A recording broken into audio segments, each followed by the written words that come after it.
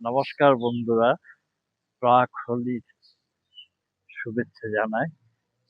আমরা পশ্চিমবঙ্গে দোল পালন করি, সেটা আগামীকাল পড়বে। দোলের দিন আমরা বিভিন্ন রঙে মেতে উঠি।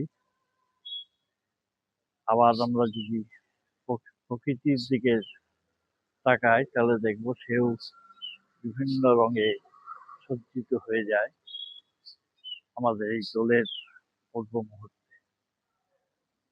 আজ আমরা চলে এসেছি কৃষ্ণার বাগানে।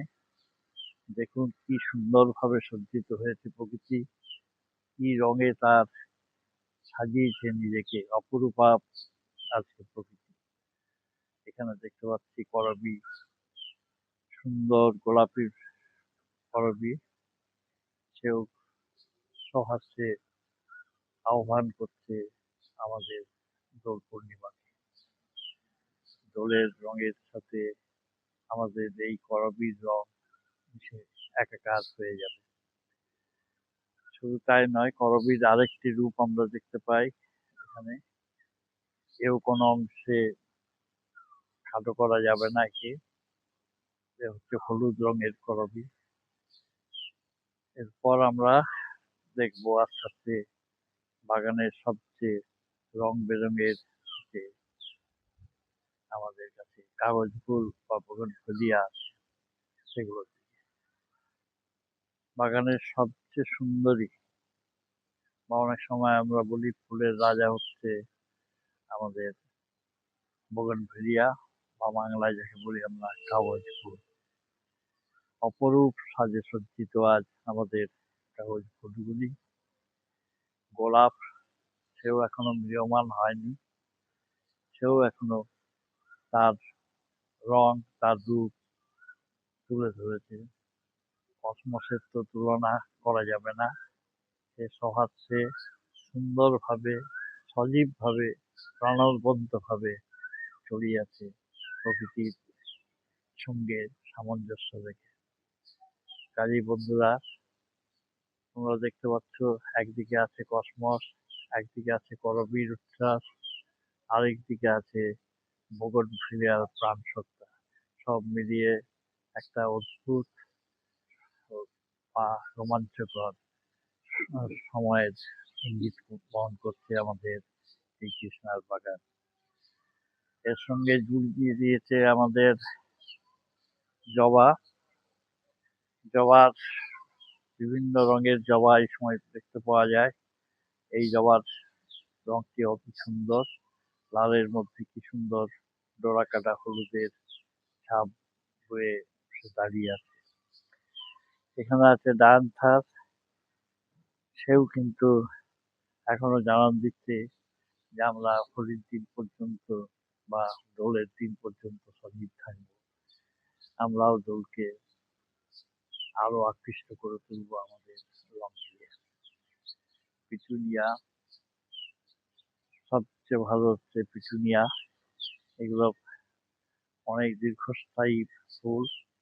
এর রং বেরং বিভিন্ন রকমের, বিভিন্ন শেপের বা আকৃতির হয় পিটুনিয়া। অসম্ভব সুন্দরী এই পিটুনিয়া। গাঁদা গাছ, সেও তার সাক্ষ্য বহন করে চলেছে দোলের প্রাক মুহূর্তে। প্রজাপতি, ডানা মেলা, যে বাটারফ্লাই বলি, সেও কিন্তু তৈরি হয়ে আছে স্বাগত জানানোর জন্য দোলকে। আর এই সিজন বা এই সময়ে সবচেয়ে চর্চিত ফুল হচ্ছে আমাদের জিনিয়া, যে আমাদের মনকে জয় করে নেয় খুব সহজেই। সে আমাদের এই সময়ের শ্রেষ্ঠত্বের শিরোপা দাবি করে। গোলাপ যাবে যাক, কিন্তু জিনিয়া থেকে যাবে। এই জিনিয়া বিভিন্ন রঙের হয়, সেগুলো দেখতে পাবেন। দেখুন কি সুন্দর জিনিয়া, জিনিয়ার রূপ এক কথায় অনবদ্য রূপ জিনিয়া। শুধু জিনিয়া বললে হবে না, আরেকটি ফুল আছে রবীন্দ্রনাথের অতি প্রিয় ফুল। সেই ফুল আপনাদের দেখাচ্ছি, সেও কিন্তু আমাদের বিদেশি হলেও এখন স্বদেশীর মোড়কে মুড়ে গেছে। নীলমণি, রবীন্দ্রনাথ এখানে নাম দিয়েছে নীলমণি। পিয়ারসন সাহেব সেই কবে ভিনদেশ থেকে নিয়ে এসেছিলেন, সেই নীলমণি আজ আমাদের প্রত্যেকের দুয়ারে দুয়ারে শোভিত হচ্ছে। এটাও একটা জবা, এটাও দেখা যায় খুব সুন্দর ভাবে। কাজে চতুর্দিকে আমরা দেখছি প্রতিধ্বনি, চতুর্দিকে দেখছি নবীনের আনাগোনা, সুন্দর ভাবে সজ্জিত হয়ে আছে প্রকৃতি।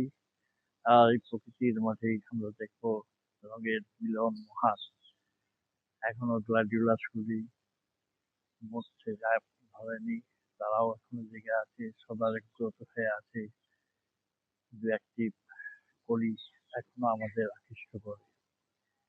গোলাপ দেখুন, এই জায়গার গোলাপগুলি খুবই সুন্দর ভাবে আছে এবং অনেক অনেক ফুল ধরছে এই এক একটি গাছে।